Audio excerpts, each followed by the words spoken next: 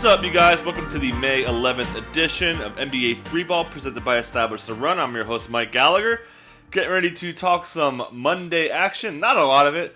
Talk a little Tuesday injury report, and we're still going to do fantasy ads for those of you guys doing your season-long championships or roto-style leagues till the buzzer. And let's get to the news here in this 10-minute edition. Hit the thumbs up and subscribe, please. Going to go with the Raptors here with nobody playing.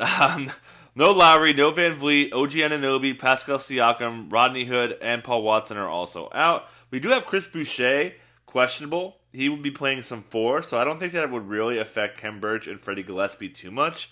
That would be, they would need the minutes, right? You're not going to have OG, you're not going to have Siakam, so expect them to play mostly 4. Nick Nurse has kind of said as much.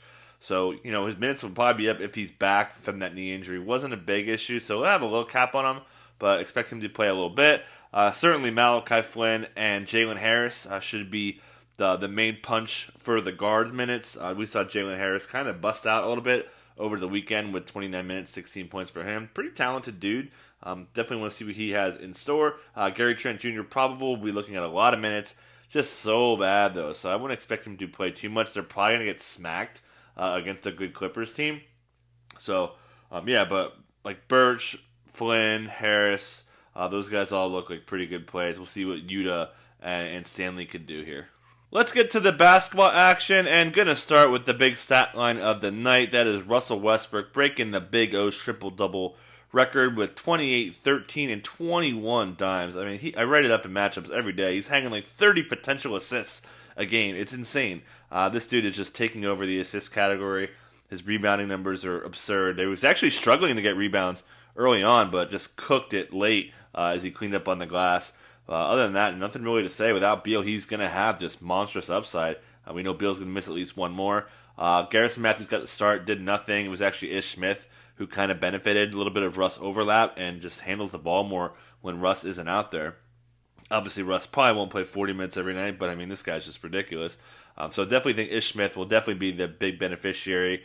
A little bit more Chandler Hutchison, which I was kind of expecting him to start. I actually played pretty well, especially in the stocks category. So, yeah, I think he may be an option here. Other than that, Rui Hachimura, disappointing with 20 points, but nothing else. 3 boards and 1 steal. To the Hawks, big win for them. They do get DeAndre Hunter back, hard capped at 14 minutes. Said he felt good after the game. Great to see that. Certainly going to be dangerous. But, man, they really let their starters go here. Kevin Huerter gets the start for no Snelly Cat. Did some defense. It was kind of him and Bogdan kind of mixing it up on Westbrook most of the game. Expect his minutes to tick down as Hunter gets ramped up. Mentioned previously that they want to get Hunter more involved in the offense. He was so freaking good before he got hurt. John Collins also hangs a big line. Mentioned Clint Capella, man. This guy just beasts on the glass. The league's best contested rebounder, I feel like, by a pretty decent margin. He just kills people when they're around him. Pacers get the win over the Cavs. My God, Domantas Sabonis, who had, quote, concern about missing this game, according to Nate Bjorkgren, for a back injury from the last game, 21, 29 assists, 4 blocks. That matches a career high. 2 steals and a 3 for good measure. I mean, the assists are crazy. He has 12.5 potential assists in his previous 5 games and 10.5 real ones. So his teammates are just making everything that he sets up. The other headline here is, man, Kellen Martin just goes off. Career high 25. Played great down the stretch. Just a bunch of minutes for him as they cut down Sumner, who was not moving well today. Doug McDermott lost playing time, and the bench kind of stepped up. O'Shea Brissett kind of lost minutes to Martin as well. Can't really read too much into it. This rotation's kind of messy. No Malcolm Brogdon still. No real word of a target date and very little talk about it. So possibly he's out for the season. Cavs go 8 deep with their rotation, missing a lot of people. Still no Garland, no Kevin Love as well, no Hartenstein. So the front court got really thin. Dean Wade really picked up the minutes with 38 of them. Isaac Okoro, again, I wrote him up in matchups as a good play, and he comes through. Double-double for him, 4 assists as well, 22 points, big shooting. They are really letting this kid shoot the ball. After that big preseason, really was one of the bigger low-usage guys out there. So expecting a lot of stats for him. Colin Sexton missed a lot of shots. Kind of disappointing for him to only score 25 with 12 free throws, 26 shots. He'll be fine.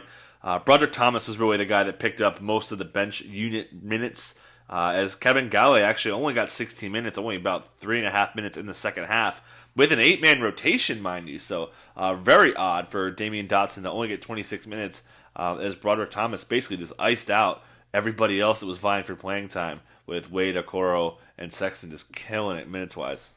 Grizzlies get the win here. Valanciunas just smashing 20-11 with 5 blocks. Even got into some foul trouble to cut his playing time down. Finished with just 4 fouls. Looked great. He has worse splits with Jaren Jackson as a 4-man, so comes up big here. Jaren Jackson, again, starting at the 4. Pretty good game, 4 blocks, a steal. Not fouling too much again. He's been better there. So he'll be pretty solid. He's got good numbers with John Morant as well. And him playing the 4 is going to cut into these guards with everybody sliding up a position. So Bane, Melton, Tyus Jones, Conchar, all those guys are really off the board. And also John Morant, 5 of 14 shooting, 0 of 5 in a pace-up game. Really disappointing game from Morant, even with 12 assists. Pelicans dropped this one pretty much dead ducks as far as the plan goes at this point. And headlines here, center minutes split with Billy playing pretty well. 15, 8, and 4 should be solid. Steven Adams didn't officially get ruled out to around when lineups were due, but never really had a shot according to Stan Van Gundy. Jackson Hayes, 3 threes, but other than that, disappointing overall. With the lack of defensive stats. Still going to be really good while Adams is out. And then the headline to me here is Nickeil Alexander-Walker. 18 points, 6 assists, looks aggressive, looks great. Had a cap on him for the back-to-back. I think he's going to have a monster finish with the Pelicans dead, probably sitting Bledsoe and or Lonzo for a game.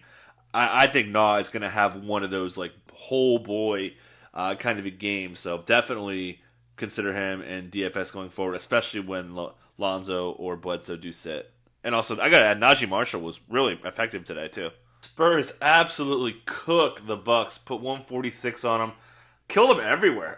14 mid-range makes, tons of rim shots, 17 at the rim for them on 27 shots. Great three-point shooting, 17 to 29. I mean, yeah, they're vulnerable for threes, but that inside output from them was really encouraging.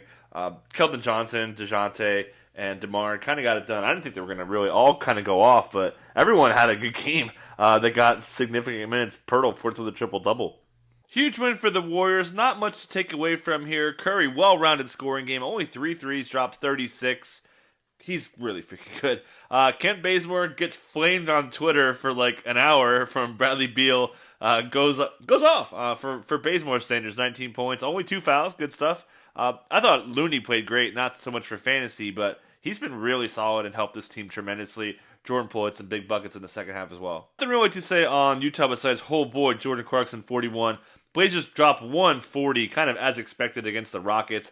Just big plays from Norm Powell, Nurk, Dame, and CJ. Red hot. Dropped 50 in the first quarter, but we know it's Stotts. He plays his starters together a lot, more than anybody. So expect those guys to finish strong. Rockets keep this close. Daniel House gets hurt here towards the beginning of the second half. Probably going to miss time. So that puts Kyrie Thomas back on the board. Armani Brooks also in the mix. We know KJ Martin's going to play a ton. DJ Augustine played pretty well. And then Cameron Oliver picks up the backup center minutes and is the 29th Rocket to play this season. Kind of on the radar here. Olynyk will be a little bit limited as they want to get a look at this kid. To the ads, not going to hit the Pelicans' bigs again, but yeah, they're still really good pickups. I got Nickeil Alexander-Walker up top. Like I said, his minutes are going to be even higher. I'm not expecting Ingram to come back. Zion's still out. He's a great, great offensive player. They could run 3 guards with him.